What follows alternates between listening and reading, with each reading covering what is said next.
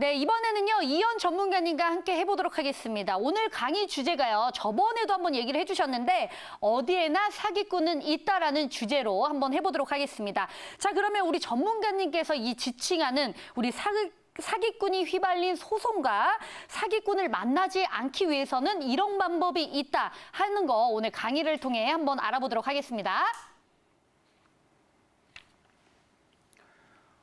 어디에나 사기꾼은 있다. 오늘 주제가 다소 불편하실 수도 있습니다. 그러나 우리가 사는 곳에서 어디에서든 내가 알지 못하는 사기를 당한다면 그 피해가 있는데 결국 피해자가 처벌을 받지 못한다면 얼마나 좀 불합리할까요? 일반적으로 저희가 관리하는 건물에 대해서는 대형 아파트, 주택관리소장이나 공동주택관리법에서 어떤 선거관리위원이나 체계적인 시스템 안에서 어떤 규약의 도움을 받는 아파트가 있고요. 또 하나는 비의무관리 대상이라 그래서 공동주택으로 승연 낮지만 300세대 이하 또는 150세대 이상이면서 150세대 이하면서 승강기가 있는 건물은 우리가 비의무관리 대상으로 여러분들이 아실 만한 건물들, 주상복합이나 오피스텔 혹은 한 동짜리 소형 아파트들이 있습니다. 이런 아파트들은 실제로 입주자나 입주자 대표회의, 관리단이라고 하는 그 구성원이 있지만 실제로 관리규약이나 이런 부분에서 많이 벗어나 있는데요. 오늘은 거기에 대한 피해 사례를 안내해 드리겠습니다. 월 3만 원이면 되는데 7만 원을 달라고 합니다. 우리 아파트가 180세대인데 차액인 4만 원 곱하기 180세대하면 매월 720만 원이 보이지 않는 돈으로 어딘가 사라진다고 합니다. 과연 이 매월 720만 원을 입주자 대표회의나 관리단은 어디에 사용하려고 했을까요?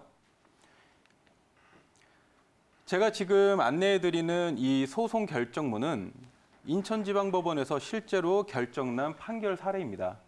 이 아파트에 대해서 간단하게 설명을 드리면 한 동짜리이면서 우리가 도시형 생활주택이라고 하는 대로변에 위치한 한 동짜리 한 180세대 아파트입니다. 중소형 아파트라고 하죠, 우리가. 이런 건물들은 이제 허가상으로 오피스텔과 이제 공동주택이 공존하면서 실제로 공동주택관리법의 적용을 받지 못하고 있습니다. 이 공동주택관리법에서 적용받는다고 하는 건 실제로 주택관리소장을 채용해야 하고 선거관리위원회나 어떤 공동주택관리법에 있는 적법한 규정을 받을 수 있는데 실제로 이 아파트는 한 동짜리면서 누가 보기에도 한 동짜리 중소형 아파트임에도 불구하고 공동주택관리법이나 이런 규정을 전혀 받을 수 없는 이른바 도시형 생활주택이라고 하는 한 동짜리 아파트거든요. 이 건물은 제가 실제로 인천에 주안에 있는 한 동짜리 아파트를 신축 때부터 분양 시부터 저희 업체가 관리를 하고 있었습니다. 실제로 이 건물은 분양 시부터 전체 입주 시까지가 한 1년 반 정도 걸렸고요. 저희가 이제 초도 건물 관리를 들어가면서 이른바 공동주택관리법 시행령 24조에 있는 선수관리비로 근근하게 입주자들이 다 전체 입주가 될 때까지 그 비용을 충당하고 또는 관리업체가 일부 또 투자하면서 관리를 하고 있었던 현장입니다. 이 건물은 이런 건물의 특성이 어떠냐면요. 입주자들 중에 180세대가 다 실거주자가 아니라는 겁니다. 180세대 중에 100세대 정도 혹은 120세대 정도는 세입자가 들어있는 임차 건물이라는 거예요. 그러면 나머지 실거주자는 그래봐야 한 40%, 45% 정도밖에 안 됩니다. 이런 건물의 단점은 분양이 시작되고 51% 구분 등기가 끝나면 법적으로 관리단 총회를 열어서 구분 소유자들끼리 관리단이라는 걸 결정하게 되어 있거든요. 건물을 관리하는 입주자 대표회의나 임원을 결정하고 관리업체의 건물의 공용적인 관리 업무를 인수인계를 해서 건물을 잘 안전하게 관리를 해야 되는데 보십시오. 일반적으로 이런 건물에 구분 등기가 51%가 됐습니다. 그리고 구분 소유자에게 우편물을 우리가 막 보내요. 이제 몇 월 며칠 날 총회를 개최합니다 하면 평균적으로 요즘에 반상의 참여율이 25%, 30%도 안 된다는 거예요. 근데 여기서 문제가 발생합니다. 이렇게 반상의 총회를 적법하게 부동산 종합관리 전문가라고 하는 제가 관리하는 건물임에도 불구하고 꾸준히 3개월, 4개월, 5개월 동안에 꾸준하게 관리단 총회를 열어서 쉽게 아시는 그냥 반상회라고 하죠. 그 반상회를 열었음에도 불구하고 참여율이 30%밖에 안 되는데 관리단을 어떻게 구성하겠습니까? 그리고 이 사람들이 서면 동의라고 해서 서류로 동의해 주는 행위도 잘 안 해주고 있다라는 거죠. 이렇게 되다 보니까 무야무야 되다가 제가 관리할 때 근 한 5개월 정도의 기간이 흘러서 간신히 관리단을 구축을 했습니다. 적법하게 선거를 하고 투표를 해서 간신히 해놨는데 어느 날 승강기에 대자보가 붙기 시작합니다. 어떤 한 입주자가 대자보에 승강기에 대자보를 붙여놓고 이런 얘기를 합니다. 나는 저 관리단을 투표한 사실도 없고 나는 반상회에 단 한 번도 나가지 않았기 때문에 지금 구성된 적법한 관리단을 인정할 수가 없다. 그리고 그 분을 주축으로 해서 두세 명, 세네 명의 자기들만의 어떤 이런 모임이 구성이 되더라고요. 그리고 이분들이 입주자를 대상으로 자기들만의 반상회를 구성을 합니다. 내용인즉슨 신축 건물에 하자가 많은데 건축주가 다 못 봐주고 있으니 우리가 하자 보수 반상회를 합시다 라고 해서 실제 이 건물이 관리업체와 적법한 관리단도 모르게 반상회를 주최를 합니다. 그리고는 그 자리에서 적법하게 선출된 관리단을 까기 시작하는 거예요. 그러면 일반적으로 관리단이나 입주자 대표회의로 나온 사람들은 어떻게 보면은 돈을 안 받고 봉사하는 마음으로 나온 사람들인데 그런 분들의 어떤 질타와 어떤 이런 분들, 이런 어떤 그런 분쟁이나 불만 섞인 얘기를 듣자면 이분들은 하고 싶지 않거든요. 그래서 그분들이 그 자리에서 그냥 다 탈퇴를 하셨습니다. 나는 관리단 못하겠다. 우리는 적법하게 관리단을 선출하기 위해서 이미 수개월 동안의 힘든 과정을 거쳐서 어렵게 그분들께 동의를 구하고 적법하게 선출을 했는데 그 대자보 하나 붙인 그 사람이 다른 사람들하고 그 물론 전체가 그러는 건 아니죠. 몇몇이 적법한 관리단을 상대로 안 좋은 얘기들을 하고 불만을 토로하니까 적법한 관리단들은 다 사퇴를 하고 말았습니다. 그러고 나서 다시 한번 관리단 총회를 열기로 했는데 입주자들이 그 가운데서 임시관리단이라고 해서 이 가칭관리단, 현재 소송의 주체인 고소인이 이 가칭관리단을 임시관리단으로 니네가 한번 해봐라 라고 해서 이분들을 선출을 시킵니다.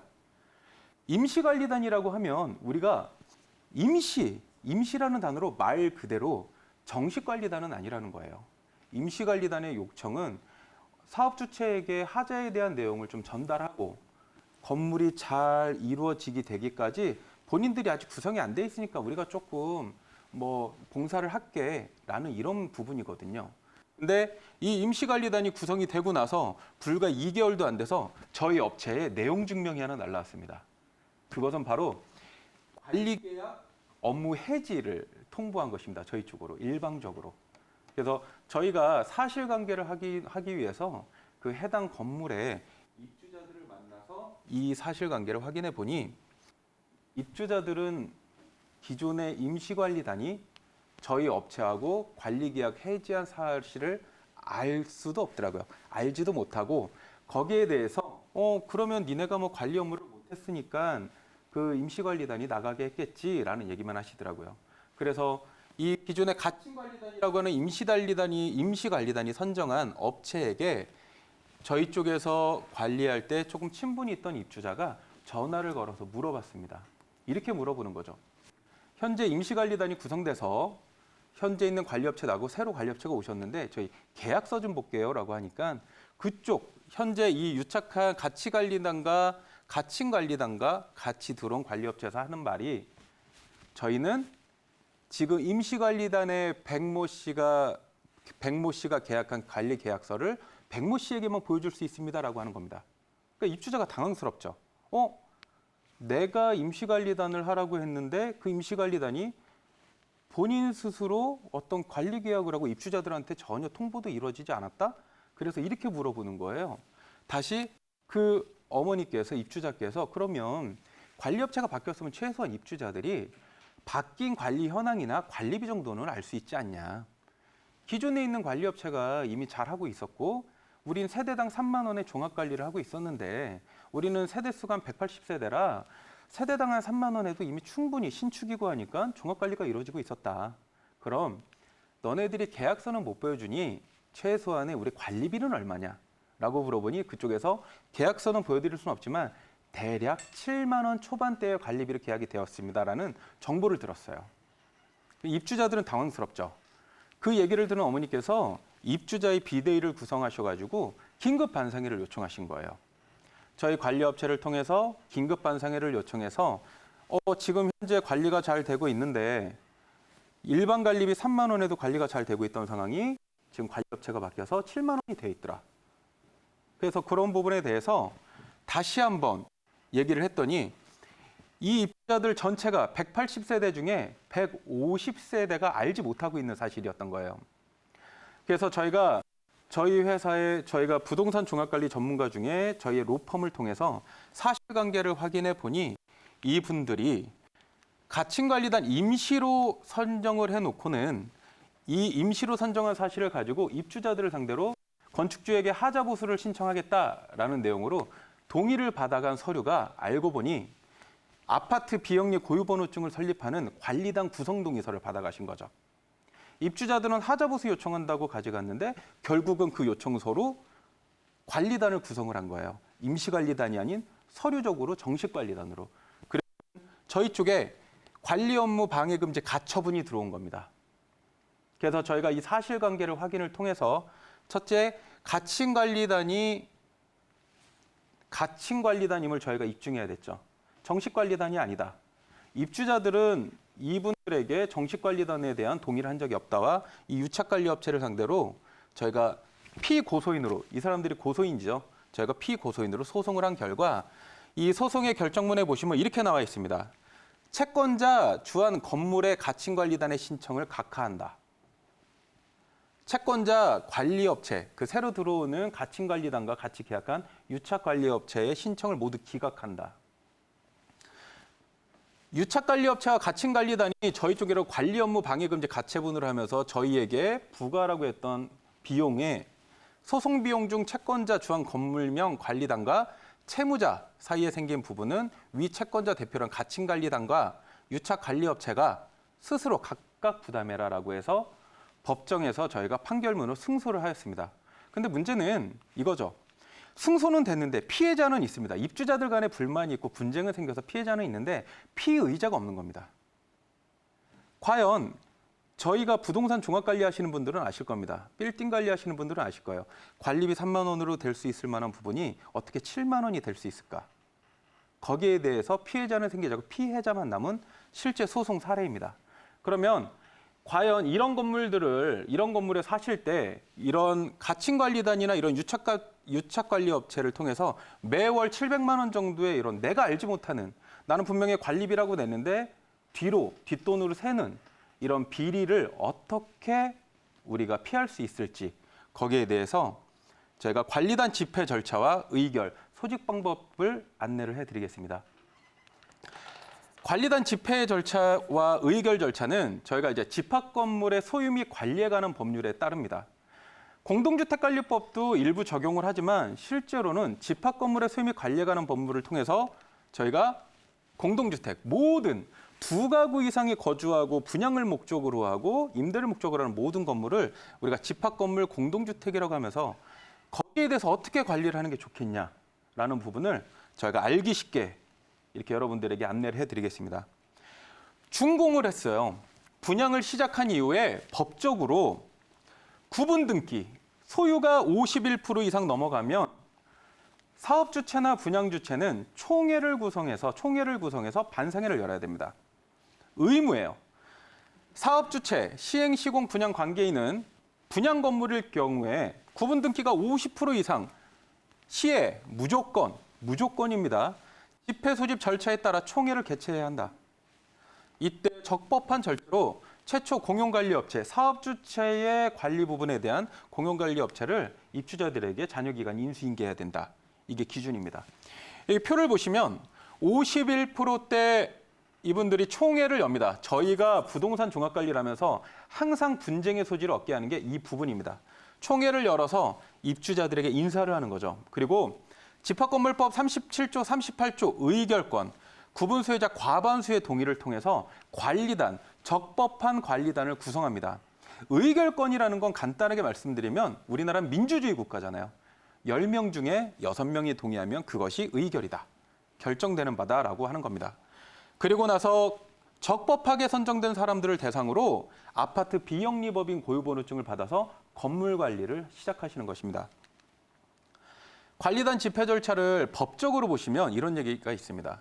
자, 대법원 2011-6920 판결에 부적법한 관리인이라도 추후 추인을 받는 관리단 집행은 적법하다.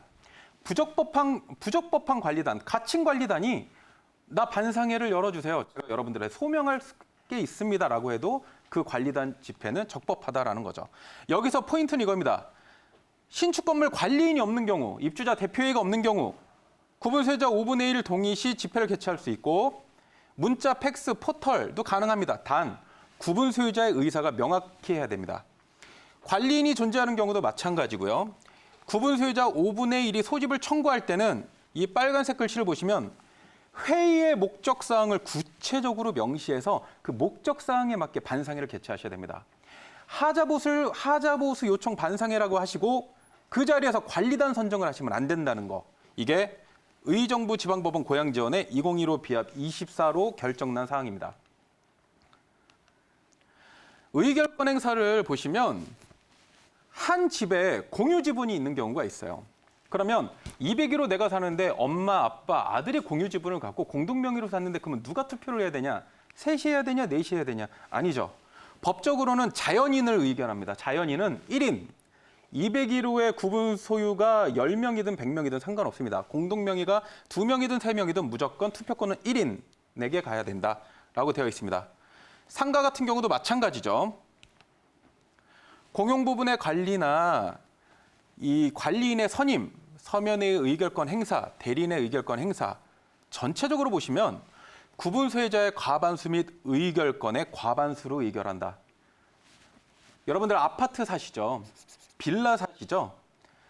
여러분들이 내는 관리비가 적법하게 쓰시는지는 일단 첫째 중요한 게 아니고요. 여러분들이 선출하는 사람이 적법한지가 제일 중요합니다.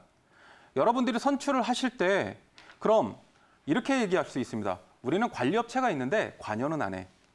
자, 한 가지 말씀드리겠습니다. 입주자 대표회의 한 사람을 위한 관리와 관리비가 부과되면 안 됩니다. 입주자 전체에게 필요한 관리와 관리비가 부과돼야 투명하고 안전한 관리가 이루어집니다. 관리비는요, 여러분들이 사는 가장 기본적인 경제 활동 중에 하나입니다. 여러분들의 고정 지출로 나가는 비용이거든요. 아끼시길 바라고요. 부동산 종합관리 전문가들을 왜 쓰셔야 되냐? 비용을 아낄 수 있어서 쓰시는 거고 전문적인 서비스를 받으셔야 한다는 겁니다. 앞으로 이런 사건에 대해서 여러분들이 휘말리지 않으셨으면 좋겠고 살고 계신 아파트에 혹시나 부정 비리가 있을 것 같으시면 언제든 전문가에게 상담받으시길 권합니다.